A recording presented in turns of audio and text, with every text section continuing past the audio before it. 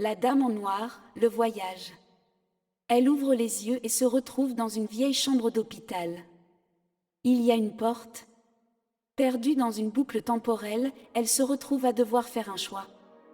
Une porte à franchir pour retrouver sa liberté?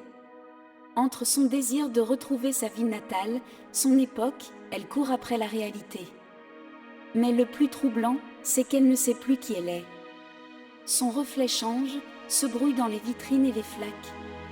Parfois jeune, parfois plus âgée, vêtue différemment, étrangère à elle-même. Son visage lui échappe, comme une image oubliée dans un rêve trop ancien. Ce film est une fiction se déroulant dans l'univers de la ville de Liège, en Belgique.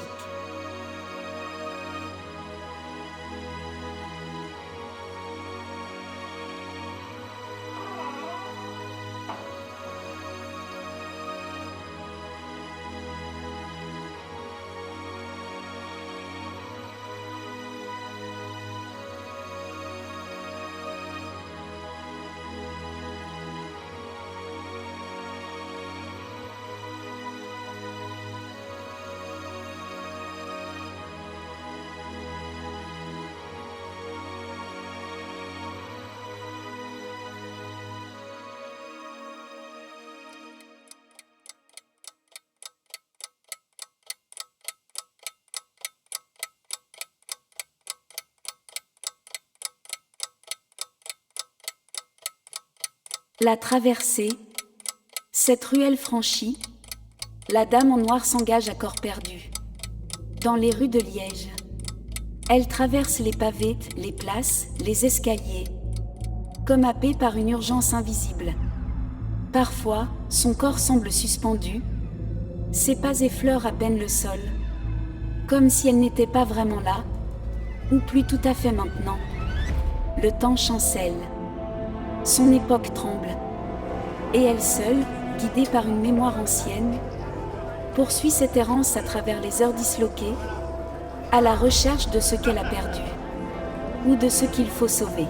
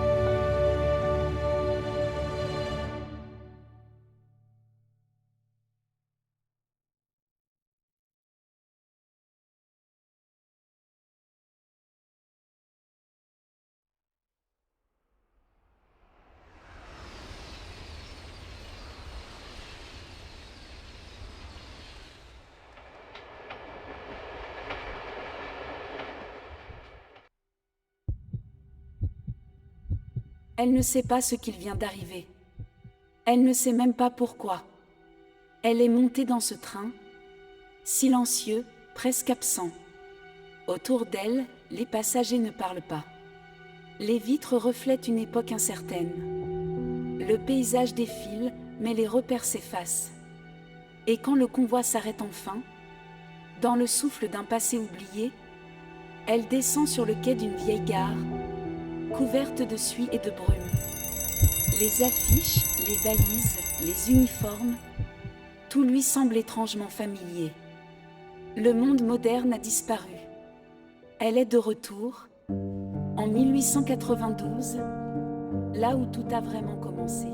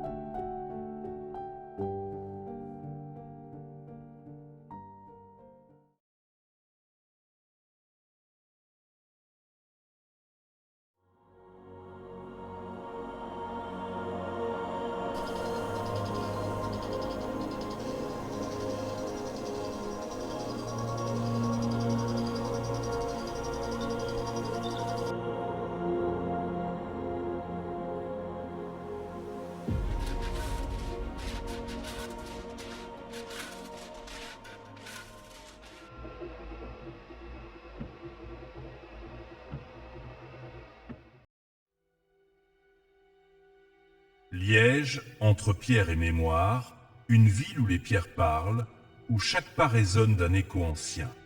Au cœur de la cité, le palais des princes évêques veille encore, ombre silencieuse d'un pouvoir disparu. Ses murs ont vu les siècles s'effriter, les révoltes gronder, et les cloches de Saint-Lambert s'éteindre à jamais. Là où s'élevait jadis la cathédrale, il ne reste qu'une place, vide mais vibrante, comme si le passé refusait de s'éteindre. Et plus haut, sculptée dans la pierre, la montagne de Buren, une échelle vers les cieux ou vers la mémoire. Elle fut jadis sentinelle contre l'ennemi, elle est aujourd'hui sentinelle du temps. Liège, ni tout à fait d'hier, ni vraiment d'aujourd'hui. Entre rêves des vérités.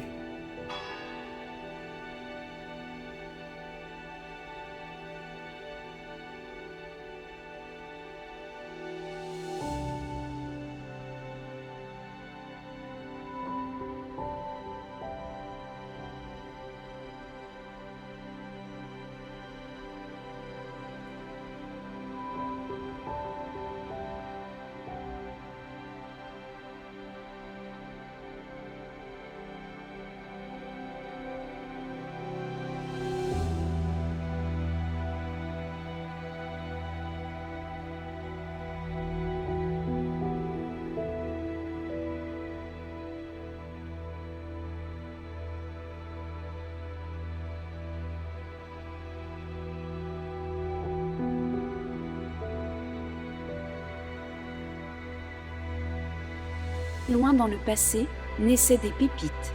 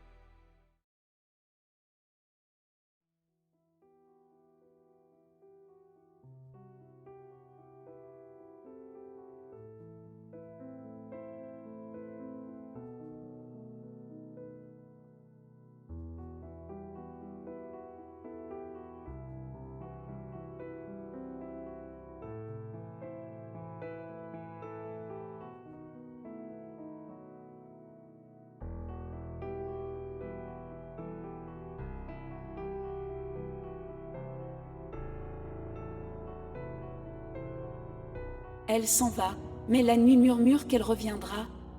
La dame en noir, messagère d'époque et d'au-delà.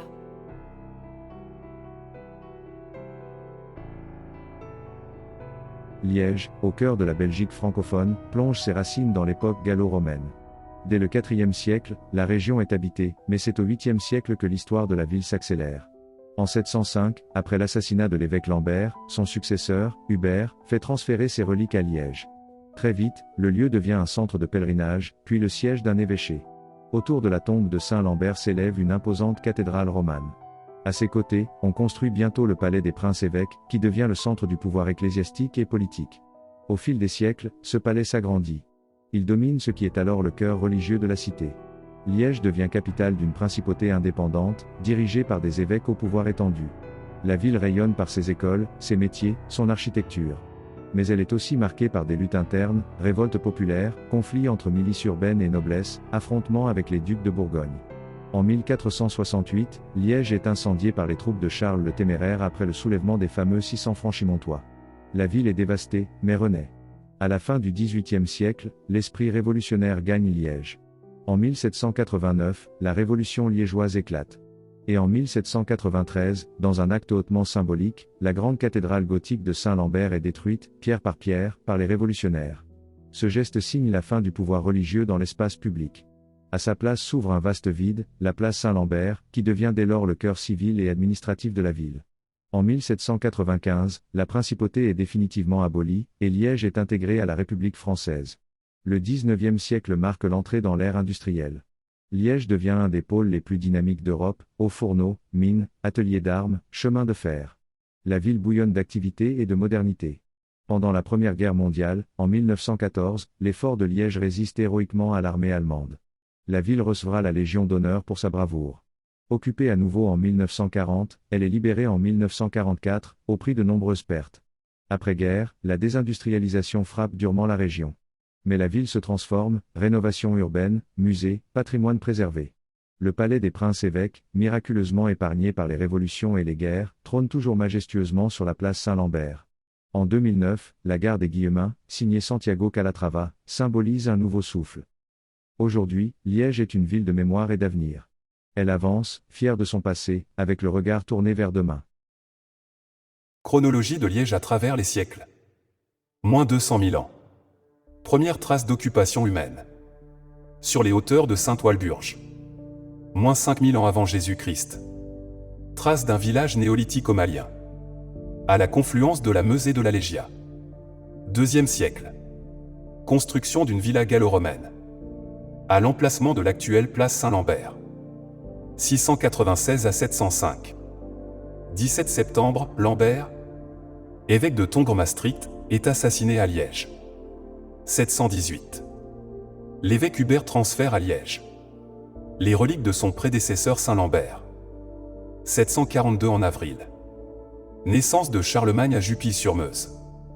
770. Charlemagne est à Liège pour y célébrer la fête de Pâques. 881. Liège est ravagée par les Normands. Le palais épiscopal, la cathédrale et la collégiale Saint-Pierre sont détruits. 954. Liège est épargnée par les Hongrois, qui saccagent le pays. 972. L'empereur Othon Ier installe Notger sur le trône épiscopal. 980. Othon II accorde à Notger les pouvoirs temporels. 987. Prise de Chéremont, dernier bastion rebelle. Fin du Xe siècle. Construction de la première enceinte. 1015. Fondation de l'abbaye Saint-Jacques. 1033. Construction du pont des Arches. 1066. Première charte de liberté communale. En Occident, charte de Huy. 1096. Godefroy de Bouillonvent. Ses terres pour partir en croisade. 1110. Fonds baptismaux de Saint-Barthélemy. 2009. Ouverture du Grand Curtius et du nouveau trésor de la cathédrale. Inauguration de la nouvelle gare des Guillemins par Santiago Calatrava.